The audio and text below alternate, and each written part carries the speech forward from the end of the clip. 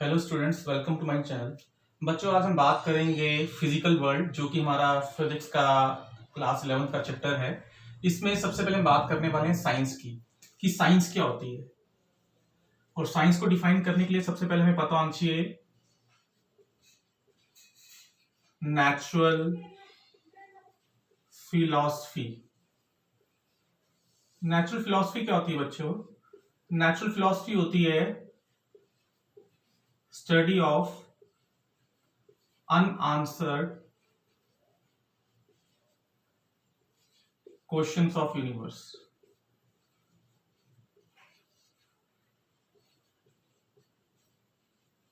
Universe की वो सारी पहेलियां जो कि अभी तक अनआंसर है, इस टाइप की बातें हैं, होती हैं नेचुरल फिलॉसफी में। लेकिन जैसे जैसे हमें उनके आंसर मिलते जाते हैं, as we get answers of such questions, जैसे जैसे हमें उन क्वेश्चंस के आंसर मिलते जाते हैं, वो सारी चीजें साइंस बनती जाती है। वो सारी चीजें साइंस बनती जाती हैं। जो पहेलियां सुलझती जाती हैं यूनिवर्स की, वो साइंस की कैटेगरी में आती जाती हैं। पहले वो पहेली है, लेकिन जैसे ही वो आंसर्स मिल गए, कंप्लीट आंसर्स मिल गए, वो क्या बन गई? नॉलेज बन गई। वो हमारी नॉलेज बन जाती है। तो बच्चों, ये जो साइंस वर्ड है, this word is drive from the Latin word. ये वर्ड आपका लैटिन वर्ड से निकाला गया है, और वो लैटिन वर्ड क्या है? सिंथिया। और सिंथिया का मतलब क्या होता है बच्चों? टू नो, जानना, ज्ञान होना। तो साइंस की डेफिनेशन क्या बनी बच्चों? तो कहने मतलब है, कोई भी चीज साइंस तब बनती है जब वो कंप्लीटली, उसके बाद में कंप्लीटली नॉलेज हमें मिल जाती है। किसी भी कंसेप्ट के बारे में जब कंप्लीटली नॉलेज हमें मिल जाएगी, then only it will become science. लेकिन साइंस को बनने के लिए किसी क्वेश्चंस के आंसर्स मिल गए हमें, उसको साइंस में कन्वर्ट होने के लिए बहुत सारी सीरीज ऑफ स्टेप्स से निकलना पड़ता है, तब जाके वो कंटेंट साइंस का कंटेंट बन पाता है। तो साइंस की बेसिक डेफिनेशन क्या है बच्चों? साइंस की बेसिक डेफिनेशन ये है कि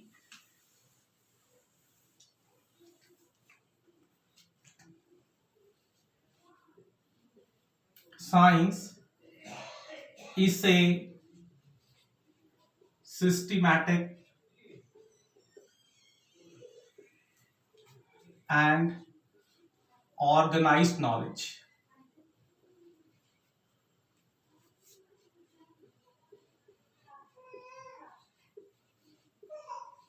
about the natural phenomena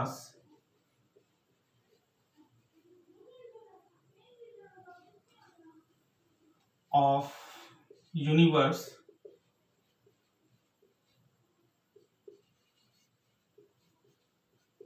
which is obtained by hard work of human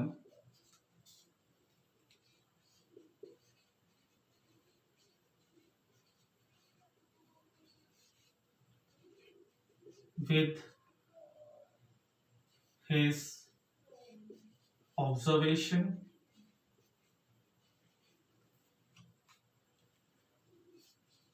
calculation and experiments.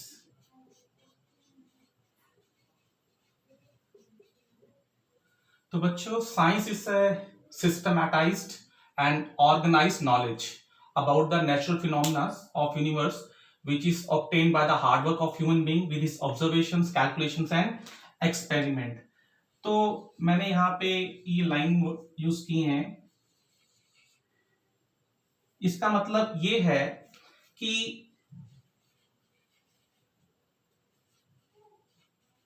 in order to become a normal statement to a law of science,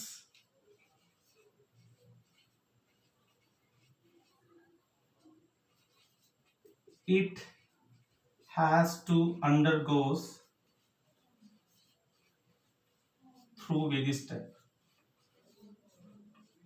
किसी भी layman statement को एक science का law बनने के लिए बहुत सारी स्टेप्स से निकलना पड़ता है, and this is called scientific approach, और इसी को हम बच्चों बोलते हैं साइंटिफिक अप्रोच या फिर साइंटिफिक मेथड। इट इन्वॉल्व्स, और इसमें क्या क्या आता है बच्चों, साइंटिफिक मेथड्स में क्या क्या आता है? साइंटिफिक मेथड में आता है number 1 proper observation, number 2 experiments, number 3 conclusions, and number 4 formulation of law। कोई भी चीज साइंस तब बनती है जब वो इन स्टेप्स को पार करती है, जब वो चीज इन स्टेप्स से गुजर के एक लॉ फॉर्मुलेशन होता है, तभी साइंस बनती है। एक लेमैन डेफिनेशन साइंस नहीं होती है। सबसे पहले प्रॉपर ऑब्जर्वेशन होती है किसी स्टेटमेंट की, एक्सपेरिमेंट्स होते हैं उस ऑब्जर्वेशन के कंसर्निंग, फिर कुछ रिजल्ट्स बनाए जाते हैं, कंक्लूजन मतलब रिजल्ट्स बनाए जाते हैं, और फिर लॉ बनता है जिसको हम पढ़ाई करते हैं। वही लॉ हमारा बुक्स में हमें मिलते हैं। कहने का मतलब ये, जैसे हम इसको एग्जांपल से समझते हैं, मान लो आपके टीचर ने आपको बोला V is directly proportional to I होता है फॉर ए कंडक्टर। ये आपने क्लास 10th में पढ़ा है, Ohm's law. If temperature equals to constant, ये आपने क्लास 10th में ओम्स लॉ पढ़ा है। टीचर ने क्लास में पढ़ा दिया कि जो ओम्स लॉ होता है, that states that potential difference across a conductor is directly proportional to the current passing through that conductor if temperature and other condition remain constant. लेकिन ये तो स्टेटमेंट है, अब हमें इसको प्रूफ करना है। इसके प्रूफ के लिए हम क्या करते हैं, एक्सपेरिमेंटल सेटअप करते हैं। हम ओम्स लॉ का एक्सपेरिमेंटल सेटअप करते हैं, फिर हम प्रॉपर ऑब्जर्वेशंस लेते हैं, प्रॉपर ऑब्जर्वेशंस बनाते हैं। ऑब्जर्वेशंस में क्या करते हैं, V और I का प्लॉटिंग करते हैं। ये हमारा ऑब्जर्वेशन आ गया, और ऑब्जर्वेशन में हम क्या करते हैं, डिफरेंट V1 के लिए डिफरेंट करंट की वैल्यूज लेते हैं, डिफरेंट V के लिए डिफरेंट करंट की प्लॉटिंग करते हैं। ये हमारे पास अलग अलग वैल्यूज आ गई, लेकिन हमने कंक्लूड क्या किया, V1 by I1 constant, V2 by I2 constant. ये हमारा कंक्लूजन सामने आता है। कंक्लूजन आता है, या फिर हम इस कंक्लूजन को ड्रॉ करते हैं with the help of graph. VI graph हम ड्रॉ करते हैं किसी भी कंडक्टर के लिए, जो कि एक स्ट्रेट लाइन आती है।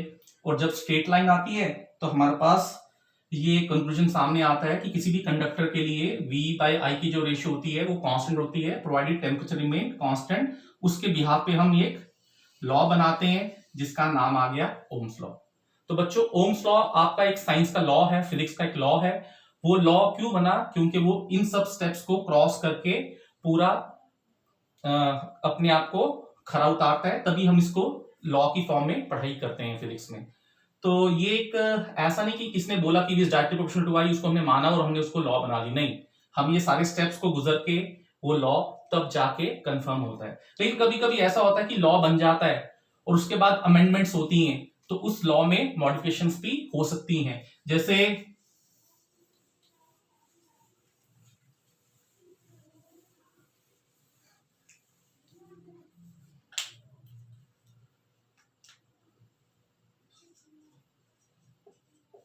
sometimes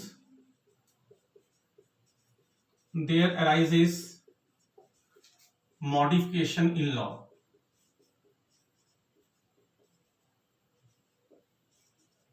फॉर्मुलेटेड लॉ बोलेंगे। जो लॉ बन चुका है उसमें भी कभी कभी टाइम के साथ मॉडिफिकेशन आ जाती है। ऐसा नहीं कि एक बार जो चीज बन गई है साइंस में वो कभी चेंज नहीं हो सकती। जैसे for example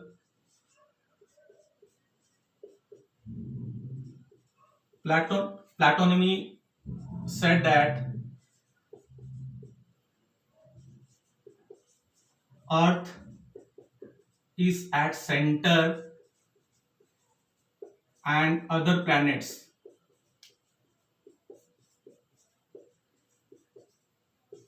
revolve around it। इसने जियोसेंट्रिक थ्योरी दी थी पहले। जियोसेंट्रिक थ्योरी का मतलब, जियो मतलब अर्थ, अर्थ सेंटर में है और बाकी प्लैनेट्स उसके आसपास घूमते हैं। ये बेसिकली ग्रीक मैथमेटिशियन था जिसने ये कहा था कि अर्थ सेंटर में है और बाकी प्लैनेट्स उसके आसपास घूमते हैं। लेकिन लेटर ऑन इस थ्योरी में हमें मॉडिफिकेशन करनी पड़ी, और मॉडिफिकेशन किसने की? कॉपरनिकस, जो कि पोलैंड कंट्री को बिलोंग करता था और ये भी एक मैथमेटिशियन है, जिन्होंने ये कहा, कॉपरनिकस ने ये कहा कि ये थ्योरी गलत है। इन्होंने अपनी थ्योरी दी हीलियोसेंट्रिक थ्योरी। और हीलियोसेंट्रिक थ्योरी क्या बताती थी बच्चों? कि सन सेंटर में है and planets revolve around it. तो कहने का मतलब ये है कि जो साइंस बन गई इसका मतलब ये नहीं कि उस पर परमानेंट ठप्पा लगे कि वही सही है। टाइम के साथ अगर उसमें कोई अमेंडमेंट्स आती हैं तो उसको भी एक्सेप्ट किया जाता है, लेकिन वो अमेंडमेंट भी प्रॉपर ऑब्जर्वेशन एक्सपेरिमेंट्स के बेस पे ही होनी चाहिए, तभी जाके। तो इसका मतलब मॉडिफिकेशन भी साइंस में होती रहती हैं। अब हम ये देखते हैं कि साइंस कितनी तरह की होती है बच्चों।